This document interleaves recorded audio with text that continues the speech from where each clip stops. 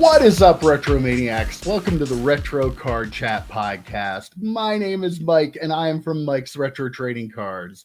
And I don't say this enough, but I am joined by the two best co-hosts in all of YouTube land. They are my friends and yours, Joe Day and EP Eric Pahowick. How you doing, boys? Thanks, man. Doing great. You're welcome. You're very welcome. I like that's such an EP response. Oh, thanks, man. And me, I'm like, are you setting me up? What's going on here? I would never. No. From the bottom of my heart, I try to joke worse at your expense. Making it worse. This week I just wanted to share with the viewers how much I truly appreciate having both of you on with me every week on my podcast. Getting bad. It's gonna be bad. I'm gonna go out and my car's gonna be missing tires. What's happening? How's it going, guys? I'm doing good. Good. Had to work last night. I'm a little tired, a little more tired than usual, but you know, these things happen. Always to you. Yeah. I need a beer. I'm sad. Guys, can you tell? Loyal viewers will realize that Kenny is not spinning. Oh no. What happened? I'm gonna tell you this. Kenny's not going to be spinning again until Pitt wins another fucking football game because he is very upset. And that's how upset I am. Yeah, we got check the time, make sure we're good. 1-3, just got our asses handed to us by UNC last night. I need a beer. I'm drinking out of sorrow. Will anyone join me? I got one, Joe. I was going to have one, but you know what? You said you're going to have one. You said we're going to have one if I didn't have one. So I can't. Let's drink alone. Thank you, EP. I appreciate you. I appreciate your friendship, as Mike would say. All right. We got a nice warlock here from Southern Tier. So we're going to have that. Joe obviously thinks that he's on the Wrestling Card Podcast on this channel. But no, this is the Retro Card Chat Podcast. So, yeah, last week we forgot to talk about it a little bit at the beginning, but we want to remind people our new video series. 3 retro cards we think you should have in your PC. We have another good episode coming out this Friday. Short little video. We're not asking for much of your time at all.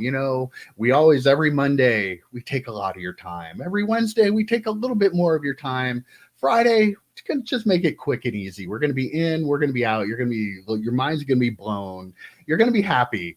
Watch it this week. We have 3 great cards coming Friday morning. That is Friday morning. At 7 a.m. Make sure you check that out. And watch it at 7 a.m. You have to watch it at 7 Oh, yeah, please watch it right away. Hit the like button, comment, subscribe if you haven't. Smash that like button. Yeah, whatever people say on YouTube. And go back and watch last week's. Last week's was very fun, too. Yes. The first episode. So definitely good launch. It might be the greatest video series ever created on YouTube. Possible. I mean, possible. I'm not saying that. I've heard it said in some circles. People are talking. Yeah. I've heard a buzz, yeah. Oh, what's new and exciting with you other than work, EP? Well, I mean, you guys know I listen to some podcasts, and so I was listening to a podcast this week, and this moment really got me. I respect the host, and I even respect his guest, but at one point they were talking about buying cards and why you shouldn't, if you're going to buy Prism cards, only buy the gold because they're numbered to 10. Okay. And they started. They crapped on the Disco Prism Green, and my thought was, and these people are playing at a different level than we play at, because if all they're getting is the Prism Golds of LeBron James or whatever, they're playing a different game than us. But still, I feel like they want, like I said, they crapped on the Disco Green Prism. I'm sure there are people out there, collectors, who that is their favorite looking card, and that really kind of bugs me. As much as I dislike Panini and their business practices. They still make some cool cards, and I'm sure there are people out there for every card, and that kind of bugged me. So, Joe, I was just gonna say they do make some very good cards. I will say, and if you're saying, oh, you should only get the golds because they're out of 10, aren't the greens out of 3 or something, or 5 or something like that? But they don't look as cool. But just don't shit on other people and how they collect. What do we care? It's not our money. That's coming from people who are investment based, it's gotta be. Yeah, because yeah, probably 20 years from now, when nostalgia hits again, it'll be the golds that people will gravitate to. I mean, part of this hobby. I'm gonna disagree, actually. Oh, okay. I'm gonna disagree, and this is why. Golds are not going away, right? Like they're gonna make golds. When Topps Chrome is out, gold is gonna be. I think it's out of 50, but still, like gold as a thing has been around forever, and it'll be around forever. Something like disco green, not my cup of tea either, but something like disco green won't be around forever. I don't think they're going to make those again, like once Panini loses licenses. So that might be the nostalgia. Same thing with as ugly as they are, kabooms and downtowns. They're not going to be made again, once Panini loses everything, unless there's some sort of buyout or whatever. So I think those will be the nostalgia point, because they're different and you won't be able to get them again. I don't know. That's my 2 cents anyway. Or the fact that golds are still going to be popular. People that'll go back, oh yeah, I had golds from whenever. Or maybe all of it will just be nostalgic. So just like it was for us and the cards in the 90s, which is another reason you should watch our show on Friday, where we talk about cards from the 90s you should add to your PC. At 7 a.m. 7 a.m. Get yourself that like. Coffee. Yeah. That like button and smash it. Mike, what's new with you? You never say what's new with you. You always ask us, what's new with you?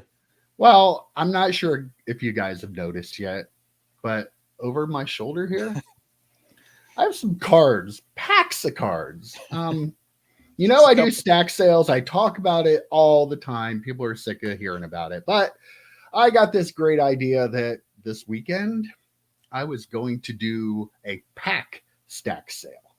So I am allowing people to stack up different packs. Last night I had 35 different offerings, and I just have to decide how many more I want to do Sunday night, and I could do probably that much more if I wanted to. But yeah, and those are the ones I listed last night, and I had quite a few people buying quite a few packs of cards. You guys get sick of me always telling you at the beginning. I know I'm preemptively jumping in here to tell you that Joe is going to tell you how every time, but legitimately every time I tell you guys that it's slow starting, then after I tell you, it picks up. So it's kind of like, I have to do that, or else the hobby gods will not shine down upon me. You always text us after like the second post. Like people don't even know this is happening yet. Some people don't even probably know it's happening yet. You're my God, nobody's in by that. 30 seconds into the sale, he's like, I haven't sold a single thing yet. You guys exaggerate. I will say it's very reminiscent. I said this to EP before we started recording. It's very reminiscent of me with fantasy football. Like if I'm playing against someone, I don't do it as much anymore. I pat myself on the back for that one. But if my opponent would score a touchdown, I'd be like, it's over. All the time. It's over. I used to do that all the time. I very much now don't. So, but yeah, I've given that to Mike. Mike can now. And I'm going to continue to. In fairness, when I was doing my Retromania 2 sale, I didn't do that. So, like, you have to give me. I'm gonna have to read the receipts. I don't know. I'm not sure. I wonder if like the very first day. I wonder because we I feel like so the very much. first day. We text too much for me to go back and look. But Right. I really wish that'd be like 50,000 tweets ago or messages ago. Yeah. Oh, all right. Well, what do you guys want to talk about? You want to talk about anything, or should we just wrap it up right here? I thought this was it. Wasn't Oh, this yeah. a podcast? Can we talk about cards? Oh, okay. Okay. Sure. All right. I'll throw something out there. I'm a big wrestling fan, right? I collect wrestling cards. Well, Yeah. I may not be able to for a little while here. Turns out this week that, just like the NFL Players Association, the WWE has now also terminated Panini's trading card license. Their reason that they gave was breach of contract. So we don't totally know what that is.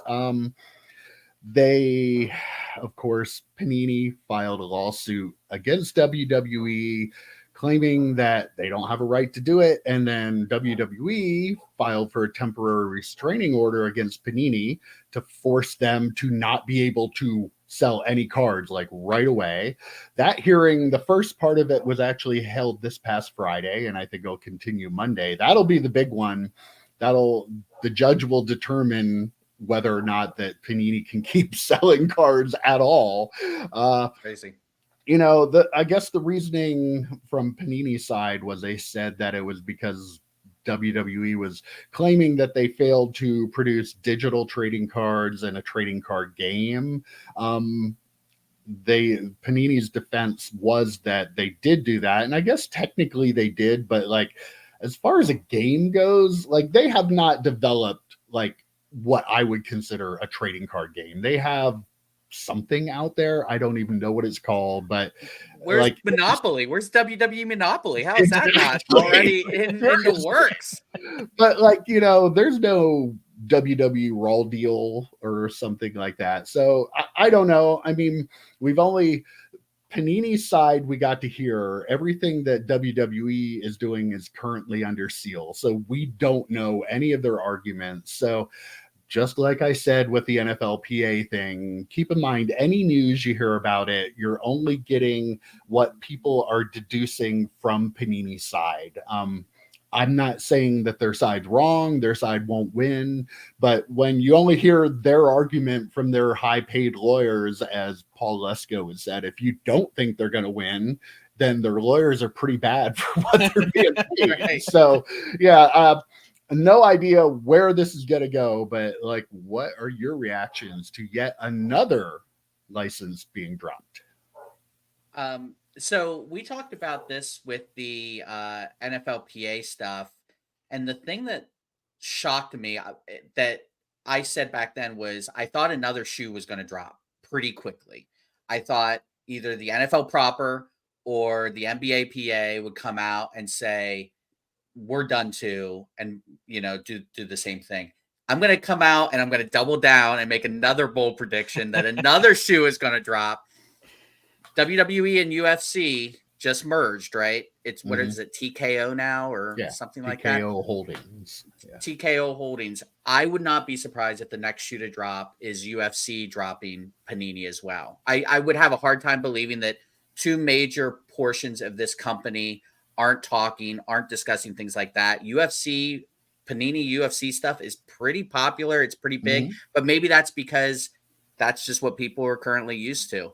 I'm going to defend Panini just a smidge here and say they haven't had the license that long with the WWE stuff. And from what I remember, and we talked about this on the pod, as soon as they got the license, they lost it, right? Like, did they put out a set and then it was like, oh, it's going back to Topps in a couple of years. So like, we talk about how Panini has they have no reason to care. That one, they had really no reason to care because they knew they were going to lose that license in a few years anyway. So it's kind of weird to say you didn't develop this and you didn't do that when they knew that they were going to absolutely lose that license. It wasn't even a question, and they didn't really have time to develop anything at that point. I think Chauncey really wants to chime in. Is that Chauncey? That's Hazel. Yeah. Hazel in the background. But yeah, that's my 2 cents. I think the other shoe, the UFC dropping, I think that would be massive. We talk about what Panini's losing.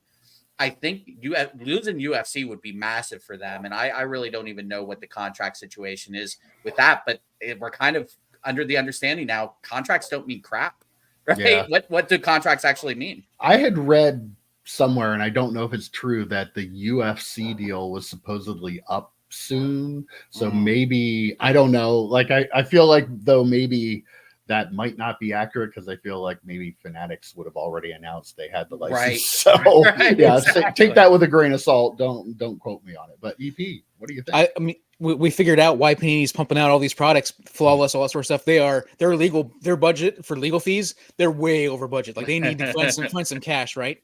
And which, hold on, can I interject? I'm sorry to interrupt. No, go ahead.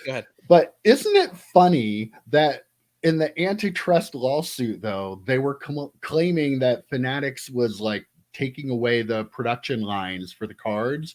Yet now when they're going to lose licenses, they're able to pump out tons of product in a very short time. So just want to make that point. But well, and that's pretty much it. Like my thinking on this whole thing is I can't wait to hear the WWE's response, like their public response, because just based on what we know from the whole Fanatics thing, like their lawsuit was hypocritical. So I can't wait to see, hear, like it just feels like Panini's in a bad way. They're trying to get back at everybody for a bunch of stuff, and I just feel like it's again And like I just don't believe that they probably have any leg to stand on here on this. And the WWE has some phenomenal lawyers. Yeah. Ask the U.S. government. If they can keep Vince McMahon out of jail, yeah. And I actually met, and I'm blanking on his name, but he's actually their Sure. chief lawyer. Yeah, he's a Pittsburgh guy, and I actually met him in an event once, and it was kind of wild. It's like meeting the guy behind the guy a little bit. But did you get any dirt? Get any inside dirt? No. He's a good lawyer. I wasn't going to buy him off with some scotch, but but just thinking about that in and of itself, like Vince McMahon loves a fight. Let's not forget that too. So I bet you he was like, yeah, bring it. Like, let's bring all your lawyers. I'm a massive, massive company, and I am a man with some massive, massive Grapefruits. Grapefruits. There we go. So I'm going to just, come at me. I'm going to come back at you and probably win. I mean, for them to be able to just say, no, you're done. You can't produce cards. You can't send out cards. Not even the NFLPA filed a TRO. Like, we kind of talked about that maybe they would, and they didn't, and they've still been producing cards. But for the WWE said, no, you're done. You're shut off. And I said to you guys in the text, I can see Vince McMahon sitting back, having a stogie with his porn star mustache. Well, and his purple satin suit and his dyed hair, sitting there smoking a stogie with Michael Rubin, being like, let's have a little fun with these guys. And then telling him stories about how he screwed over WCW for decades, after the Monday Night War. So, like, I don't know. I totally think this is just the way it's going to be now for the next few years, is Michael Rubin just picking off some stuff here and there and then just absolutely crushing. And I can hear Rubin saying that to Vince too, right? Hey, let's do to Panini what you did to WCW, Vince. Come on, we can do it. And then it turned into that. WWE already has a relationship with Fanatics. They took over their shop WWE, like all their apparel sales and everything a while ago. So, like, used to go right to WWE.com to buy that stuff, and now it goes through Fanatics. So they do have a relationship already. I mean, I know what your answer to this is going to be, Joe, because we talk about this stuff all the time. But so let's throw it out there. You guys think that Michael Rubin has something to do with this? Yes, you do, Joe. You already said that. But if you would like to expand on it.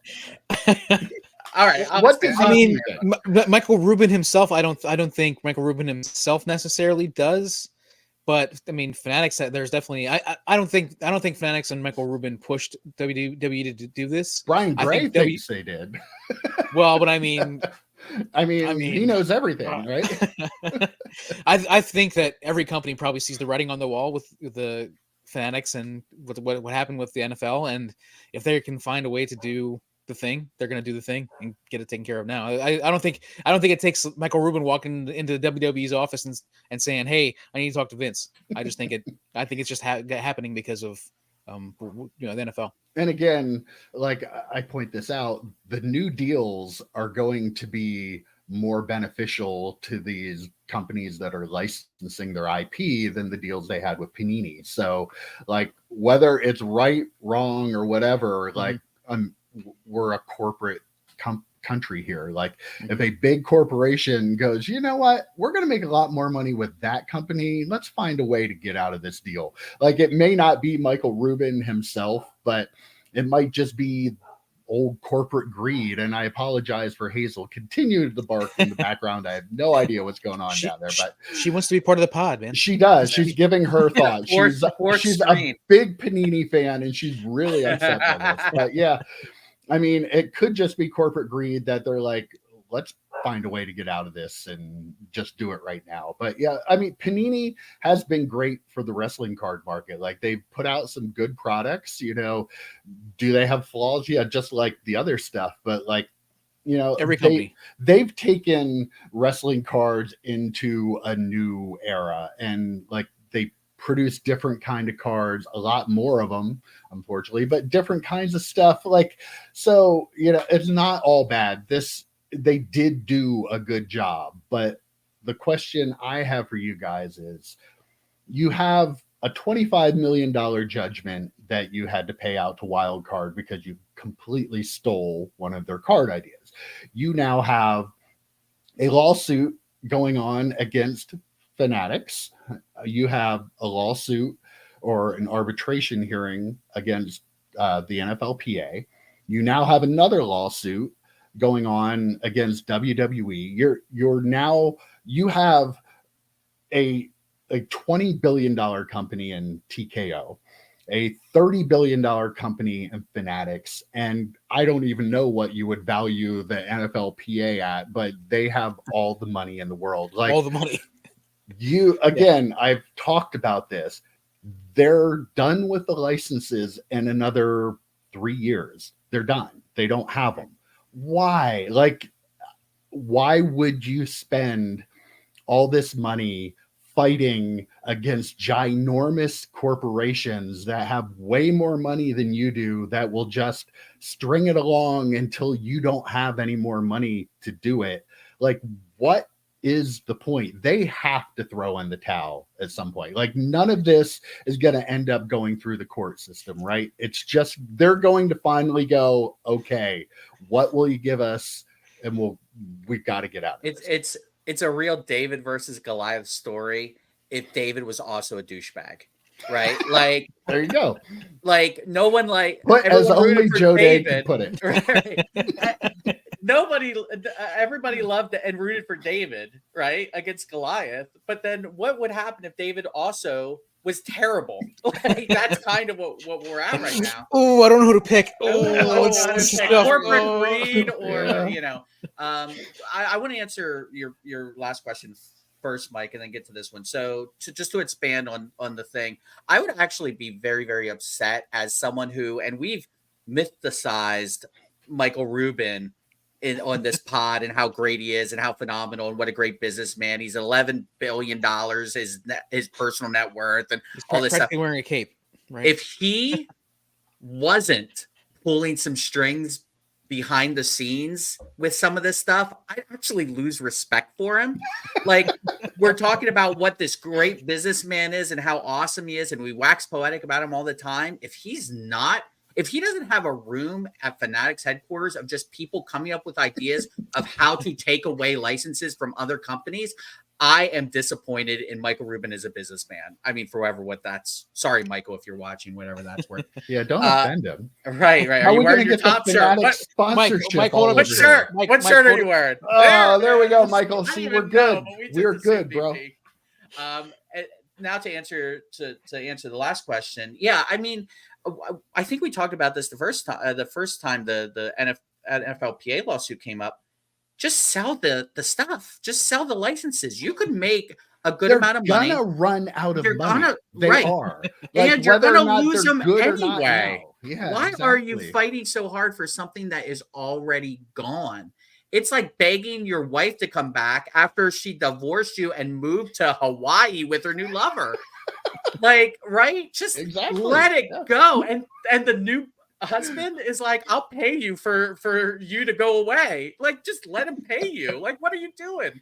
So I don't know. They've got to sell the licenses while they still can before the NFL, the NBA PA, the NBA, UFC, check. All of them are just going to leave. Yeah. So get some money for them now to save yourself the legal fees and actually be able to walk out somewhat gracefully. That'd be my recommendation, Panini, if you're listening. Yeah.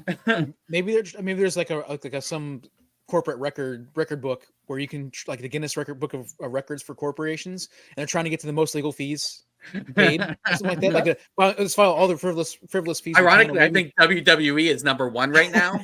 So let's see, not WWE anymore. It's TKO. So yeah.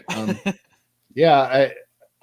It just doesn't make any sense. And did you guys catch that Michael Rubin on, I believe it was Instagram, posted a picture of him with Adam Silver, the NBA No. commissioner. Oh, man. Like, yeah, like even though I'm not into the Michael Rubin caused all this, like that's clearly a warning shot for Panini, right? Like I take it that Yes. way. I was so. not aware. I was not aware that he is definitely he's pulling all the strings. Now he'd be like, he's controlling. completely I'm all changed in. my He's controlling position. everything. Yep, he's behind all of it. Yep. I don't show think now. it's really any more nefarious than maybe a hey, you guys do realize like how much better you're going to be financially Right. when our deal Right. kicks in, right? Like Yeah. maybe just plant the seed a little bit Oh, and yeah, make them go, money, I don't money good. money good. I don't think he's calling and saying, hey, you need to sue, you need to do this, you need to do that. I think it is more like that, Mike, where he is Yeah. planting those seeds. Subtle, but And yeah. with WWE, I wouldn't be surprised if he called up and said, hey, how about the NFLPA leaving their contract? I mean, isn't that something they're going to make more money? And it's even weirder with the WWE because that's all money going to the company. The NFLPA is a little bit more altruistic cause where it's actually going to the players. The wrestlers are not getting any more. It's money. This is all going into Vince. They get some, PKO's just pocket. little Just crumbs here and there. Yeah. I have a question for you guys, and I sent this in a text, and I really want to hear the viewers' response to this. At what point, what's the over-under? I'm going to say 5 years before all major, and I don't know how you quantify major, but all major IP that is used for cards is under the Fanatics banner. Like, I'm talking all the major sports, including hockey, beware Upper Deck. I'm talking UFC, WWE, Marvel. Like, at what point do we think Fanatics is just going to own all that IP and make those products? I think the over-under is 5 years. I really believe that.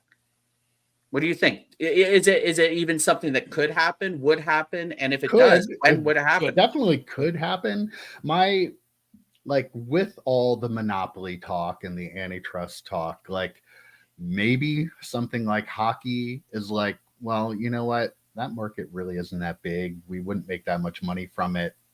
We can let that one go. So we can point to the fact that we don't have the hockey license. Maybe Marvel the same way. I don't like not Marvel's got to really be big, though. That's got to be. Oh, I'm sure it is. Right? Yeah. But like maybe, they're more of a sports company. Like he's a huge sports fan. So I feel like maybe even though Star Wars, Mike, they do, but like he inherited Disney that property. When he bought it. So like I don't know that again, maybe that could be well, look how big that market is, and we don't own that one. It's possible. Yeah. So there may be ulterior motives to them not completing that, but yeah. Again, he's smart. He's playing three-dimensional chess. Right? I would bet the over as well, just because, like Mike said, like the Fanatics is this company that has apparel, sports apparel, like that. That is what they're kind of known for. Different sized and crooked numbers on it too, I might add. Did you see all that stuff? It was the Eagles thing. Yeah. A bunch of people were complaining because they had jerseys with like different size numbers and like crooked numbers. And yeah, Michael Rubin. Wait, did they already start hiring Panini people and put them over at the Are they using the same apparel people section? through the card presses, like to run the presses up for the card companies? Yeah, a little worried about that. Yeah. So, well, yeah. So there we go. I don't know that again. Why? It's the end of the road. Just get off the interstate now and get a little something for it. I don't know. When I was typing, I don't know if you guys heard that at home. I just Googled Fanatics apparel Marvel. They sell Spider-Man shirts. I mean, I'm just saying there's like, it wouldn't shock me in the least if he's done WWE versus WCW Panini. It wouldn't surprise me if he then moves to other properties, because here's at the end of the day, billionaires don't say, "Oh, I'm done. I've had enough. I've got enough money." They never say money. Yeah. That's why we're trying to build colonies on Mars. But yeah. All right. Well, let's move on here a little bit. EP, I know you're a fan of baseball cards. You've heard of Bowman Chrome. I'm pretty sure that was just released. Yes, I've heard of it. We have given Panini crap in the past for some of their really bad manufacturing issues. Turns out that there were 2 one-of-one superfractors of Victor Taurus, who I think is a catcher for the Guardians in the Guardians system. Apparently 2 different breakers pulled the same one-of-one superfractor in breaks, like same day or within a couple days of each other. I don't know how this happens, but wow, come on. This is the same crap that we've been dealing with in the hobby that I've been hopeful will change, but nothing's going to change. Nothing's going to change. Yeah, I was hopeful, but no hope. EP, you're the baseball guy. You can take this one.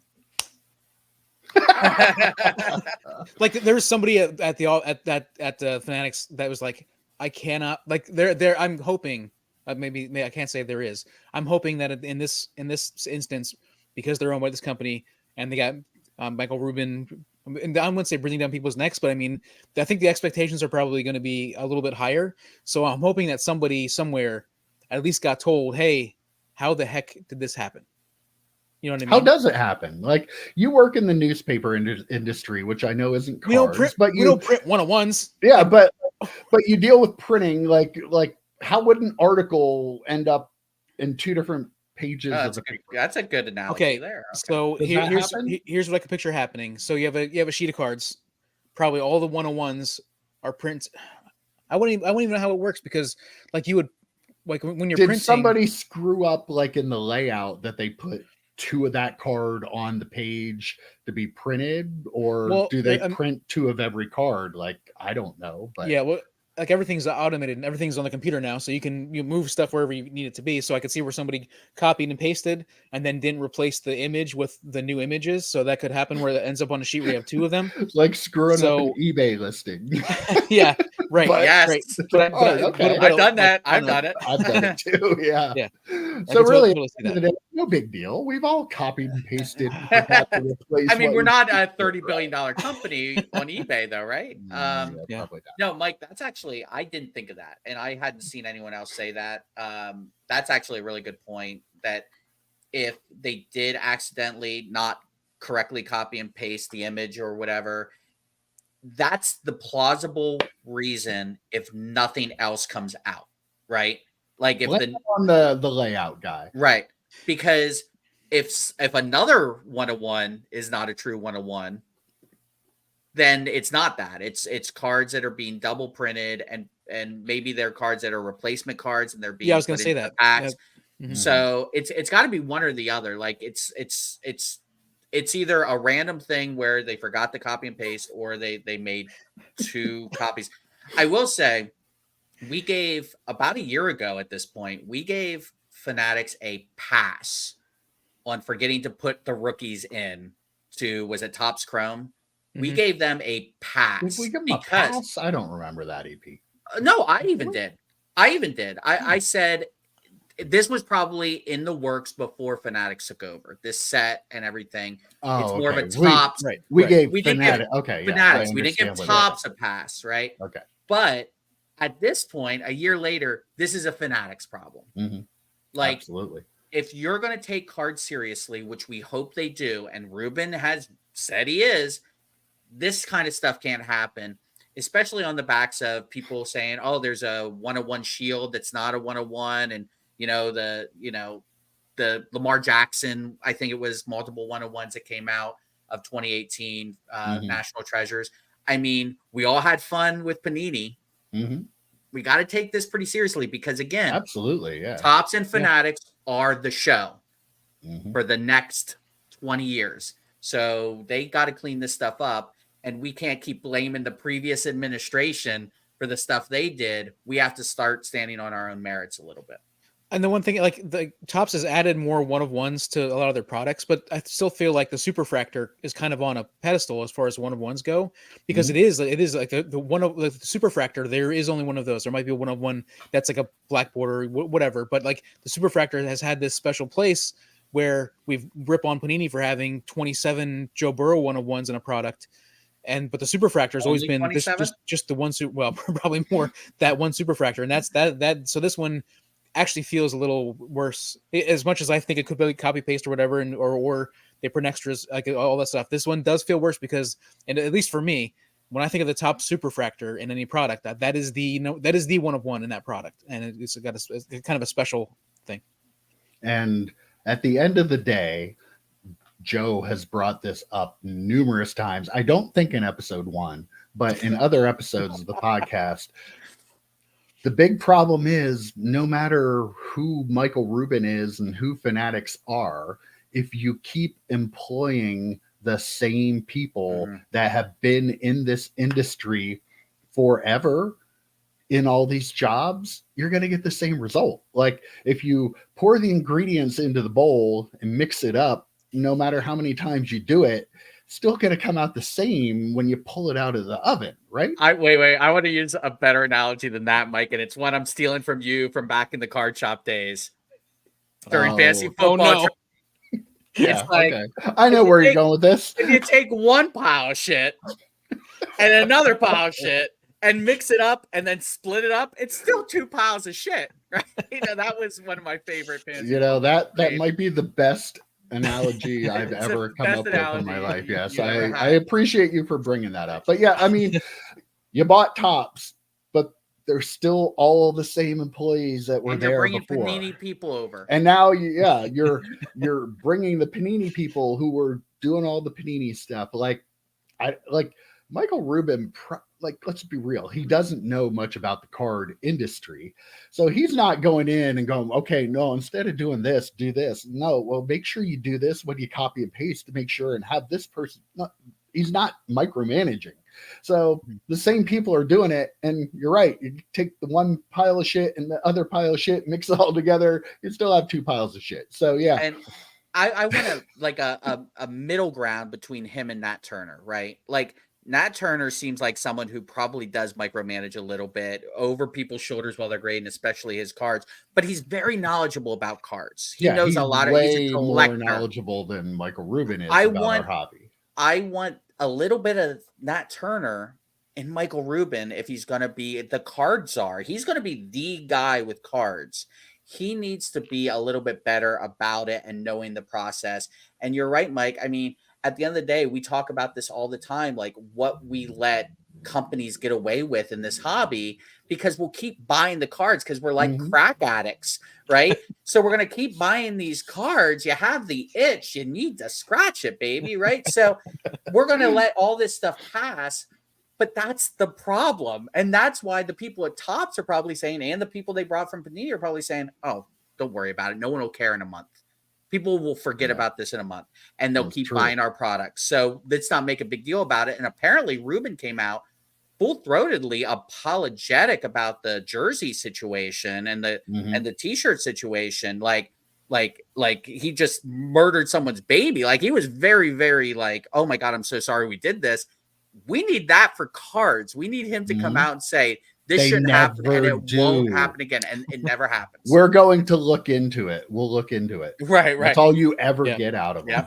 Yeah. Like maybe have some people who haven't been in the hobby talk to you and get in your ear a little bit and give you some new ideas. Quality control people, like outside quality control. I think that's all you need.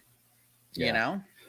Okay. Well, as if I'm not disappointed enough in Michael Rubin and Fanatics, I'm really disappointed in the vendors at the National because, they did it. They took our beloved Atlantic City that everybody in the hobby loves, and they rejected everyone who survived. Everyone who survived. Yeah. So they rejected them. The National is going to be, wait for it, in Chicago. No, it's not. Chicago. Yeah, Chicago. Rosemont. Right. 2026 and 2025 and like all the time, like whatever.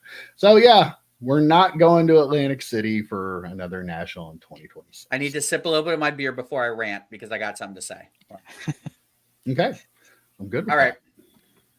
For those of you idiots who keep complaining about Atlantic City over and over again and how dangerous it is and say how great Chicago is. You are not in Chicago. Stop saying you are. Stop saying that Chicago is not dangerous. You are in a suburb next to the airport.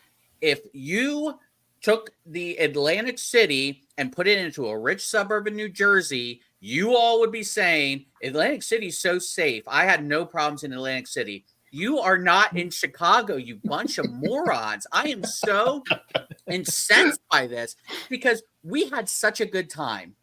And every time I hear someone complain about Atlantic City and the show there, I get mad. It's like they're shitting on our good time. Like the three of us, it was one of the best times we had as a group going somewhere. Yeah. And it feels like they crap on it all the time. And it's like, no, there is a difference from where you think you were and where you actually were. So please just stop. And my God, am I bored with it? Seems every year now they're just going to do it in Chicago. Like, send it out to the West Coast. I'd be okay with that. I mean, we're not going to go to Chicago most likely. I mean, send it out to the West Coast. Let people out there enjoy a national for once. If you're not going to put it on the East Coast, like I don't know. I just even Atlanta, the other choice, right? With like. Not that and Atlanta has a burgeoning art collectible community. Go Culture Collision is somewhere big else. Down there. You don't have to have it in the same place all the time. It's not a national. It's a Chicago card show. Yeah, the Midwestern is what it is. Like Chicago card show. We're going to be there 4 years in a row. It's going to be Chicago, Cleveland, Chicago. Guess what? That's all in the Midwest. Don't call yourself the national then if you don't have any desire to go anywhere else. Yep. I'm not just saying Atlantic City. There are plenty of other good cities. Like I saw a lot of people bring up Nashville. Like, yeah, why not go to a city like that? Like move it around a little bit. Like or Philadelphia. There's a huge card show in Philadelphia. We could go to the suburbs of Philadelphia and everybody suburbs think, oh, in Philadelphia is the greatest. The Eastern U.S. has so much of America's population. To keep it in the Midwest and then, or even send to only keep it in the Midwest is such a joke to me. Like there are so many awesome cities along the East Coast in the eastern half of the U.S. that it really feels gross. Well, if you watch the video that Northeast Ohio Cards and Comics put out about it being in Chicago, he's referring to Chicago and Cleveland as part of the eastern part of the country. That's coming from someone who's never left Cleveland, right? Like, dude, that is not the eastern part of the country. You are in the middle. You are in the Midwest, Mid-Atlantic at best. They have maps for that. Right, exactly. I don't know what you're talking about, but yeah, I mean, Atlanta would have been great. Nashville is a great idea, Mike. I mean, Florida, there's so much in Florida with two of the big grading companies. You've got some of the biggest breakers are down in Florida. I mean, why not? And like a city like Orlando is like one of the biggest tourist places in the world. Like their airport in and out, like has everything you need to have something like that. And Baltimore, DC, like and like there's so many giant places with probably convention centers that are amazing that they could go to in the East. It's ridiculous. Yeah. Well, that's enough complaining. Nobody cares. We lost all our viewership from Chicago, but that's okay. I'm okay with that. But no, we didn't. We lost our viewership from Rosemont. We didn't lose any of our. We love you, Chicago. I vacationed there, and I had a great time. It was phenomenal. I did not feel like my life was in danger. So yes, but we don't want all that Rosemont area taking all the credit for Chicago. The great things in Chicago. Yeah. Airport city out there. Yeah. Oh, okay. I don't know. Colorado took one on the chin yesterday as we recorded this, but right in the chin and the balls. I think they did. But I don't know if you guys have noticed how much like Deion Sanders rookie card, especially his 89 score, has been appreciating in value. I just saw an ungraded copy that sold for over $50 for his 89 score rookie card. And I got to dig mine out. I should have dug it out before yesterday. You should have, Saturday. Might have impacted a little bit. But I wanted to talk a little bit about this because, when we collected before, there was really no interest in rookie cards of players who became coaches. Like, just really wasn't a thing. But nowadays it kind of seems like, I know, Joe, you dug out your Dan Campbell rookie cards and I dug out mine too. I actually sold a couple to viewer of the channel, Paul Ellison. Hope the cards got there. But yeah, like, not Paul, comment below. Oh yeah, don't do that. Just say they got there even if they didn't. But like, it's kind of crazy. Like, here we are in 2023, and guys who really didn't. Now Dion's a different situation, but other guys like Dan Campbell and like Doug Peterson a couple of years ago and stuff. Cliff Kingsbury cards. Yes, Cliff Kingsbury. Like a lot of those cards of their rookie cards actually appreciate in value now because of the job they're doing as a coach. Like, this is a new thing for me. Kind of cool. I like it. I'm not saying anything bad about it, but totally different. I want to defer to EP a little bit because this players becoming coaches / managers is more of a thing in baseball than I think it was in football for the longest time. Like, football, it was kind of shocking if someone got beyond like a position coach or a coordinator and actually became a head coach. So like, was this something that happened in baseball a lot, where you would have a player who then would move on to be a coach and then that would explode their rookie cards? Oh yeah, like I think almost every manager in baseball has been through a baseball club and at some level, and most of them make it to the majors at least for a little bit. I feel like that I might be guessing there, but I'm pretty sure everybody has at least a little bit in the major league. Does it impact their card prices though from when they were a player, or not really? I don't remember it ever really affecting their prices. Even like the teams that had the best, like Joe Girardi for the Yankees comes to mind, who's somebody who played when we were collecting and then led the Yankees to World Series, and so he's the coach. He was a pretty good player when he played. He's a coach of the Yankees, which is as much love him or hate him, the most storied franchise in baseball, and they won championships with him there. But I don't think his cards probably went up, but they went up from like 50 cents to $1. Nothing like what we're seeing with Coach Prime. Well, I think an even better example is Dan Campbell. I think that's actually a better example than Prime, because Prime's cards had value, right? Like, they had some value. Dan Campbell were like 10-cent cards. He was only in 3 sets. And Mike, I think it was you sent Paul the Skybox Dominion ones. Dominion, yeah. And those are like $10 a pop. I want to say, if you put them on eBay. He's got the Score Supplemental, which is like a $15 to $20 card. And the one that blew me away, Leaf Rookie and Stars, like $50 card. You say 50? 50? 50. 50. There's some listed on. Yeah. Like, I gotta go, guys. I think I got a box. Someone did I don't want to throw US Sports Cards under the bus because we love you, but like, someone did the comp busing thing where they listed the last one for like $9.99, and if someone bought it up real quick, but everything before then was like 35 to 50, and the only ones listed right now are 50 and over. It's kind of crazy when you think about it, because he was a nothing player. No offense to he could ball better than me, but he was a nothing player for the Giants. He's gonna punch you right in the jaw. He was a Giants guy. Come on. But like, his persona, and he was even a coach for the Dolphins for a hot minute, the interim coach for the Dolphins. His persona and the Hard Knocks bump and everything that's getting. I pulled his cards before Mike, you even told me how valuable they had become. I had them pulled because I was like, oh shit, that's Dan Campbell. Like, I pulled Booger McFarland too, so I'm not one for one. I'm not batting 1,000 or anything. But the guy I was wondering specifically for baseball, because I'm a huge Moneyball fan, I wonder if Billy Bean's cards went up, like, not from being a player to a GM. Did he even have cards? Yeah, he was.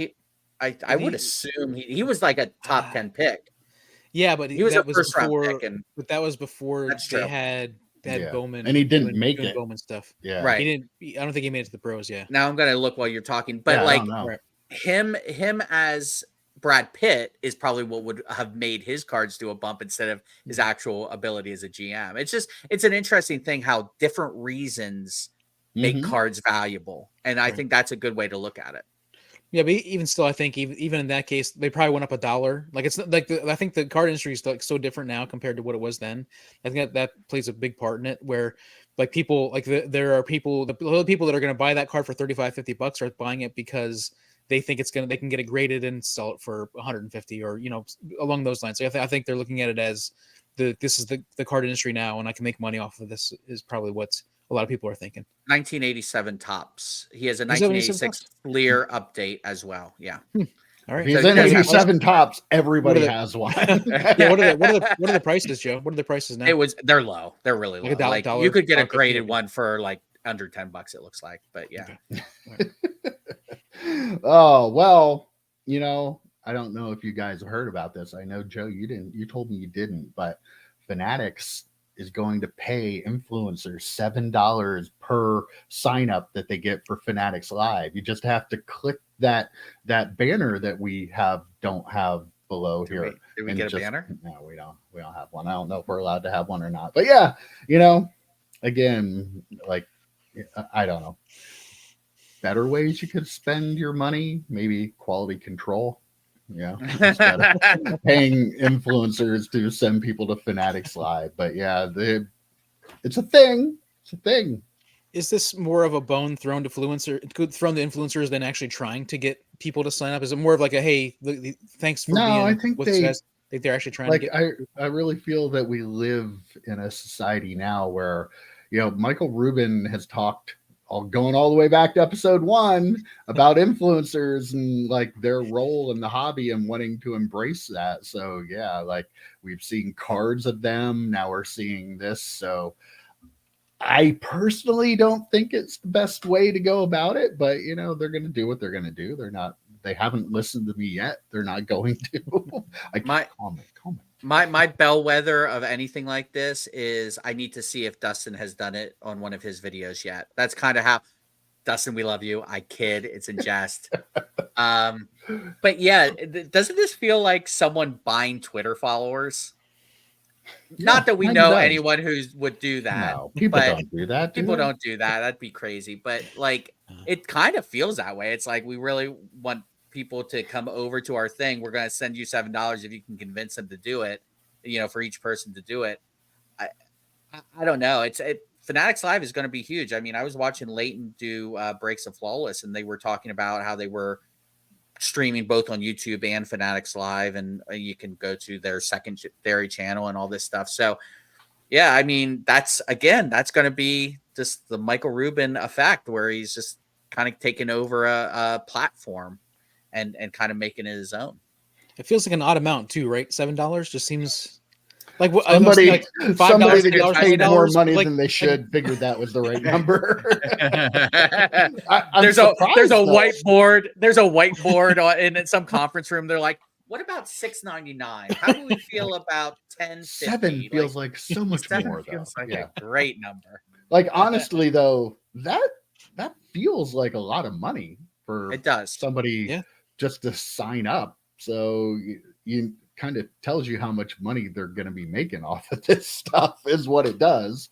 Like kind of like, how DraftKings will give a new user like $200 bonus or something because they know they're going to make a ton of money off them. So yeah, Fanatics Live is going to be very profitable for Fanatics. I'm sure that, I don't know.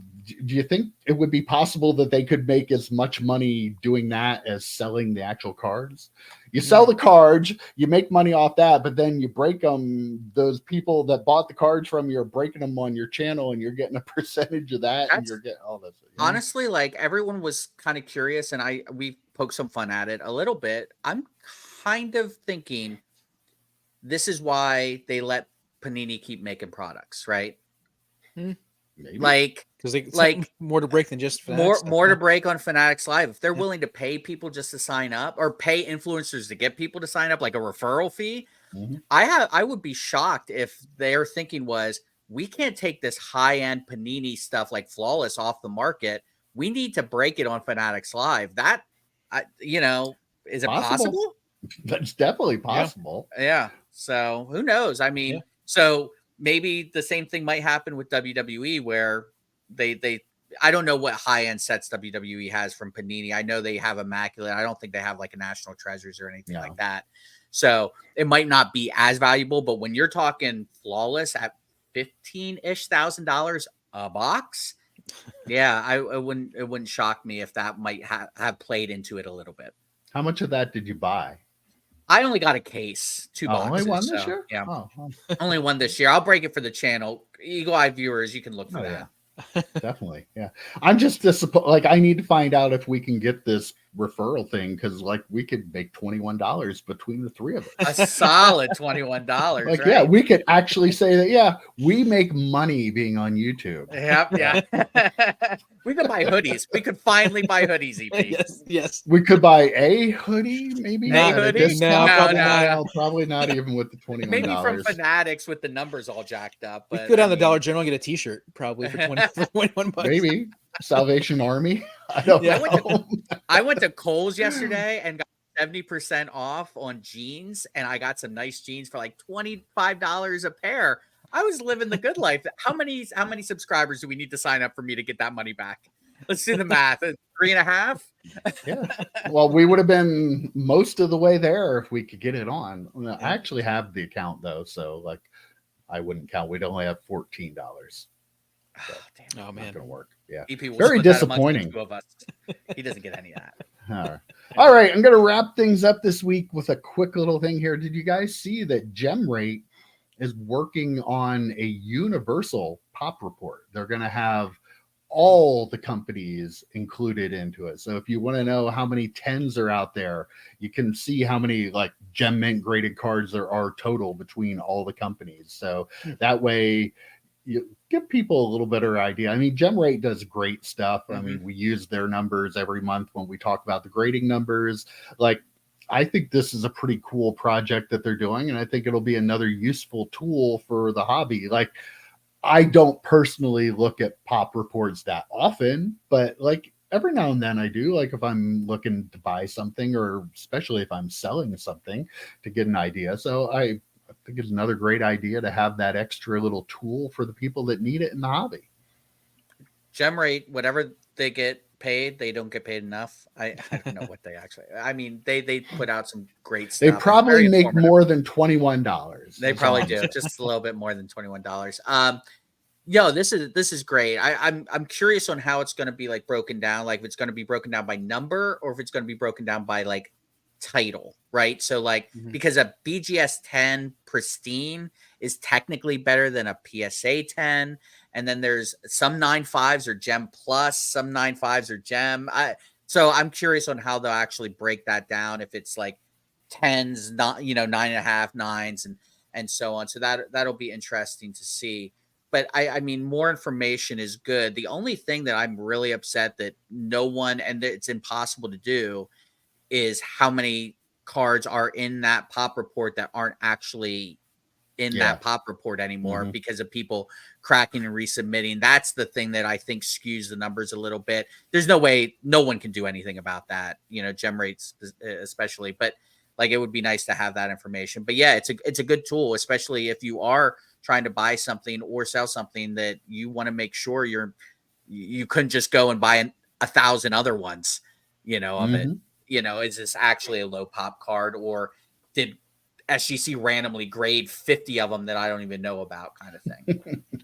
Yeah, your first remark, Joe, was the thing that was the first thing that hit me, was like, what do they do with the SGC 9.5 or the BGS 9.5 compared to like PSA 10, PSA 9? Because there's no middle grade. Like, you can get an 8.5 every once in a while from PSA, but they're very, very rare.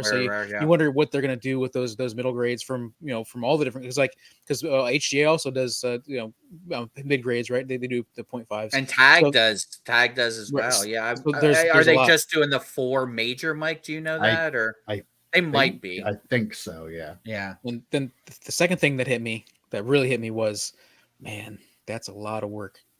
Like they're already doing, they're doing God's work as it is, putting these numbers together, going through a lot of data as it is, but then to mash all that data they're collecting together into one giant thing and try to like they're probably going to have to make their own scale because of how the numbers are. And like that just seems like a lot. Like I'm looking forward to seeing it. It's going to be great. But I appreciate We'll them as well, but definitely, it's we definitely cool, will have you know. to revisit it on the pod when they actually release it, Right. because I think that'd be interesting to go through. One last point about that too is, as you were talking, EP, I thought, what about like the cards, especially older vintage cards that are like a 1, and then you have a 1 MK, and then you have a 1, OC. Right, Like, I'm wondering how they're going to break those up, because up until recently, PSA had qualifiers for pretty much every grade, right? So it'll be interesting to see if like a 9 is a true 9. And we're digging a lot into this, and we're thinking, Right. because most people are just going to look at that number and say, see, that's the pop report, and then go from there. But I'm very interested in the little subtleties that you could pull from it. Well, all I know is we don't have to figure it out, and let's all be thankful for that. Yes. Hey, but All right. before you end the pod, I do want to plug your other podcast, Mike, and I meant to do it earlier. Husker Half Podcast did a great episode on the WWE versus Panini thing. I strongly recommend people go back and watch that one. The reason I'm bringing it up, though, here is because my favorite moment of the entire podcast, when our boy Mike the Cleaner had an EP moment and totally forgot what he was going to say. And you could see it leaving his head, very similar to EP, and to the point where I had to take a picture. I tweeted it out. It cracked me up to no end. So loyal viewers, go and watch that one, and you can see Mike the Cleaner have a very EP moment. Yeah, these podcasts. We love Anthony. We love Anthony. He's great. These podcasts are not easy to do. Let's just, it sounds easy just coming out here and talking, but when you talk for long enough, stuff just goes. Evaporates. All right, guys, that was a fun chat this week, and I will see you next week. Take care, guys. See you, boys. Adios.